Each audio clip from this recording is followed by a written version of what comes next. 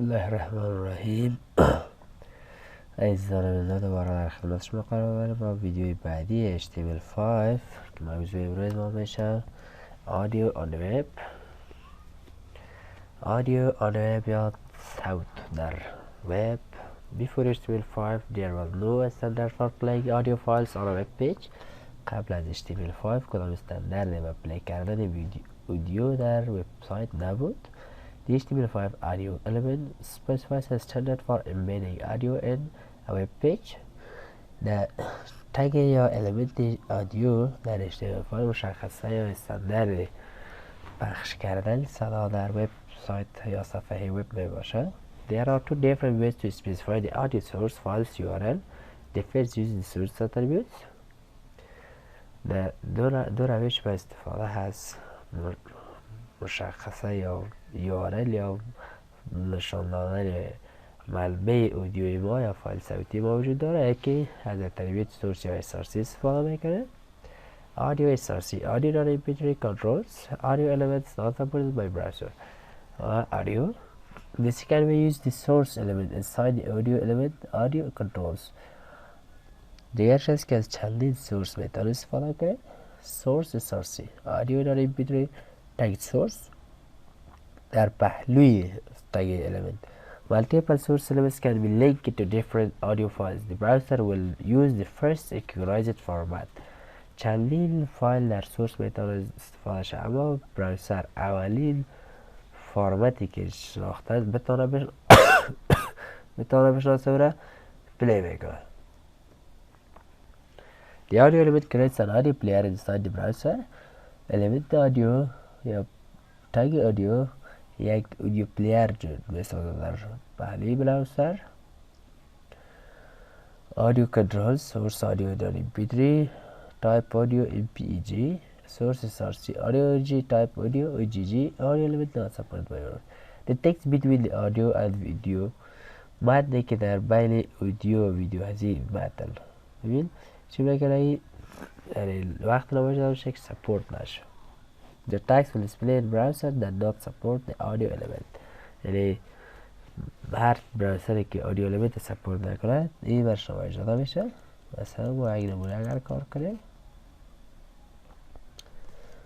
قسمت آرتیکل قبل خواندیم audio دو روش داریم SRC یا هر آدیو که بود کنترلز بای دیفالت چه باشه کنترلش فعال باشه و اینجا دی براوزر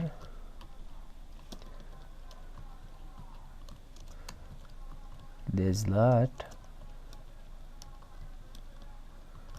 support the audio tag در صورتی که دیسپلی نشه. بریم صفحه ریلویدش میکنیم. این قسمت دیسپلی کرد بر ما یک آدیو پلیر این قسمت بر ما دیسپلی میکنه. یعنی میتونیم ما اینجا آدیو بگیریم. این بیرون از آرتیکل پرتم بعد از بطن قسمت بین این اودیو هست دستورتی اودیو داشته باشیم. مثلا ما این ویدیو صوتی رو میخوایم پلی کنیم داشت این قسمت سارسی ویرچوال سبوری .mp3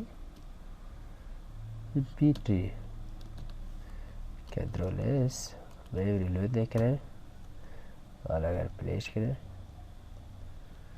لاوش حالت گرفتیم کاپی بگیریم لاوش هم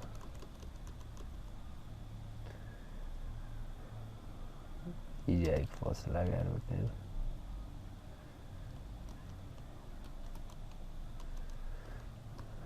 ریلود این صوتی برای چی میشه پلی میشه.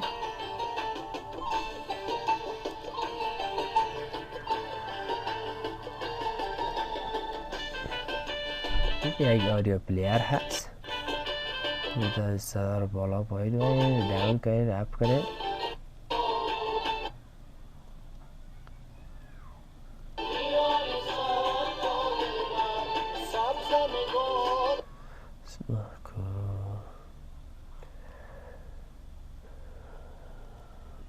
بعد میم اتریبیوت آف آدیو، اتریبیوت هایی که تگ آدیو داره. Control has specified that audio control should be displayed such as play pause button etc. و control by default فعال مانده. این کنترل اینجا میگه پاز بutton اینجا کچه میگه کنترلز میگه، یعنی میتونی داون کنی، اپ کنی، صدایش هم پایین کنی، بالا کنی، صدایش هم میتونی بالا کنی، پایین کنی، موزیک هم داون کنی، اپ کنی، پاز کنی، پلی کنی. چه میگه کنترلز میگه. The other one to play. When the service is defined, audio starts playing as soon as it's ready, without asking for the visitor permission. Audio controls autoplay. یعنی autoplay چیزی است که اگر شما بخواید، اگر autoplay رو فعال ماندین بدون اجازه یوزر یا بیننده، اتومات خودش چی بشه؟ پلی بشه. این اضافه میکنیم autoplay داشت. کنترلز که فعال مانده autoplay هم اضافه میکنیم برش. کنترل آر لحاظ لا ریلود میکنیم بدون کنترلی که ما بالاش کلیک کنیم خودش اتومات چه بشه؟ پلی بشه. چرا؟ آتو پلی دایش فعال است. اگر کنترل ازش برداریم، کنترل اس، کنترل آر، این حال کنترل نداره، باید از کجا باید استاپ کنیم؟ جای استاپ نداره. دیگه کنترل فعال میمانه برش. کنترل اس میگه ریلودش میکنه، حال چیز کنترل داره، یعنی ما میتونیم کنترلش کنیم. Loopers. This setup is used to have the audio replay every time it's finished. Controls not to play. هر زمانی که لوپ، از زمان که از لوپ استفاده میکنی، هر از گاهی که ختم میشه اتومات خودش چه میشه؟ ریپلی میشه. هر گاهی خودش ریپلی میشه اتومات ریپلی میشه. من لوپ میماریم، لوپ کنترل اس، آتو پلی هم که فعال هست، کنترل آر. فرض کن ختم شد ویدیو، مثلا در ثانیه 4 حالا ختم بشه.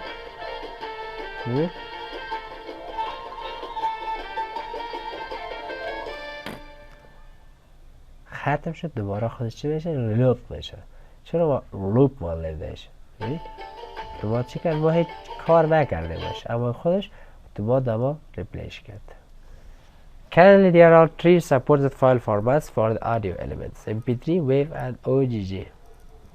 فعلا 3 فرمت از اودیو سپورت میشه: MP3, MP Player, WAV هست and OGG هست، یعنی OGG. این 3 فرمت است که فعلا توسط اتریبیوت تگ آدیو سپورت میشه. ویدیو HTML. همچنان ما میتونیم از اودیو، بعد جای اودیو از ویدیو هم استفاده کنیم. The video element is similar to the video element. You can specify the video source URL using an attribute in a video element or using source elements inside the video element. میتونید توسط source استفاده کنید یا توسط تگ source منبعش هرچه باشه. چندین فایل، چندین فرمت از یک ویدیو رو میگذارین، هر کدام یک براوزر سپورت داره، صرف بتونه باز کنه. Another aspect that the audio and video elements have in common is that major browsers do not all support the same file types. If the browser does not support the file type, it will try the next one. و چیزی دیگه که بین اودیو ویدیو مشترک هست بدون از اینکه سورس هست و کنترلز هست، لوپ هست و پلی هست، چیزی است که اگر براوزر اولی فایل تایپی که میتونه بشناسه او رو برشان پلی میکنه. اتریبیوت های ویدیو هم عین اودیو هستن، کنترل هست، پلی هست و لوپ هست و فعلا هم 3 فایل سپورت میشه ویدیویی: MP4, WebM and OGG. میم یک ویدیو بگذاریم. حال در کناری یک اودیو بود، ویدیویش بگذاریم، سارسی نمیگذاریم، فقط کنترلز فعال میمانیم.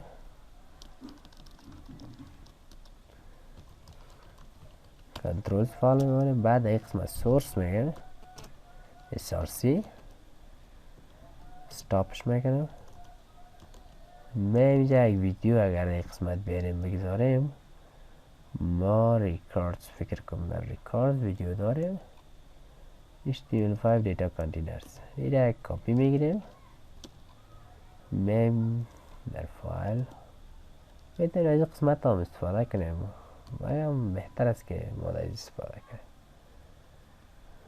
میم در فایل متنی ما src data containers .mp4 type اودیو نه ویدیو باید باشه. این تایپ ایمیل داره، ویدیو داره، ویدیو mp4 کنترل s دلیورش میکنیم. یکی ارتی پلیش ماندک. این ویدیو به موز عرض طوله که بود برای ما اینجا پلی میشه، اما شما میتونین خودتانم ویدیو بگذارین، خودتان سایز ویدیو تانم مشخص بسازین. مثلا اتریبیوت های هیت و ویت هست. هیت مثلا 150 px، ویتش هم 150 px باشه، از این بالا نباشه. کنترل آر ریلود. به اون اندازه که ما برشید تعیین کردیم برای ما چی میذاره؟ ویدیو میذاره به اون سایز. شما میتونین بزرگش کنین، میتونین لوپ فایل واردش. این اودیو پلیری هست از خود HTML5 ویدیو رو میتونین دانلود کنین، کپی ویدیو آدرس بگین، کستش کنین، بعد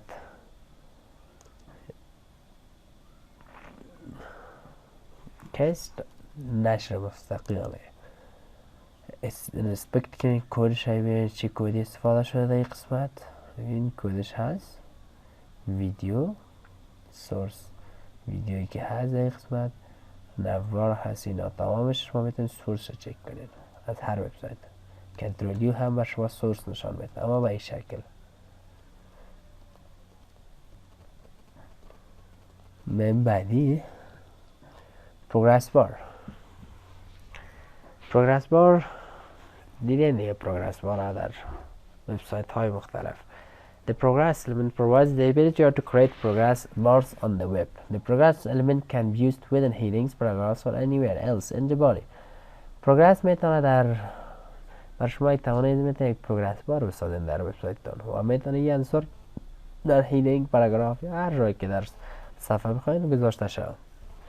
progress bar element attributed value max as specify how much of task has been completed. value نشان دهنده مشخصه چی اندازه است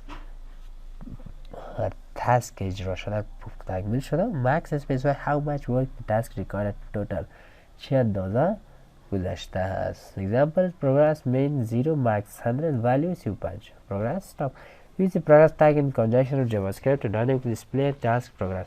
توسط جاواسکریپت میتونید تاسک تان شما اجرایی بسازید چندین بار. میم روی متن ما و این قسمت یک پروگرس بار بسازیم. پروگرس مین 0 مین مساوی 0 مکس 100 ولیو 60% مثلا. stop progress. کنترل آر یا یک پروگرس بار ساخت به این اندازه. ما توسط بوتسترپ میتونیم یک پروگرس بار دیزاین دار بسازیم. مثلا پروگرس بار کنترل اس کنترل آر پروگرس بار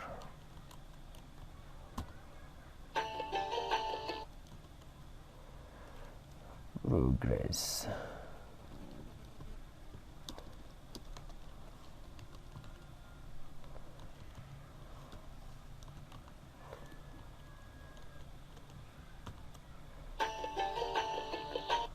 این توسط بوتسترپ میتونید شما دیزاین بزنید باش. مثلا کلاس پروگرس هست، پروگرس بار استرپت و اکتیو هست، یعنی پرایس بارز ما اکتیو هست. یک دیو میتونید شما پروگرس بار بسازید، یک دیو میتونید پروگرس بار تبدیل کنید. مثلا یک دیو میسازیم کلاس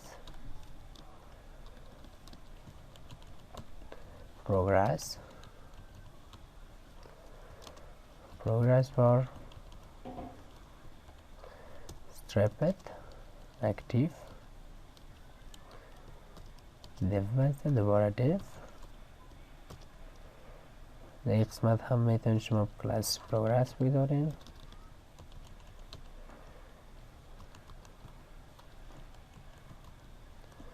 کنترل آر.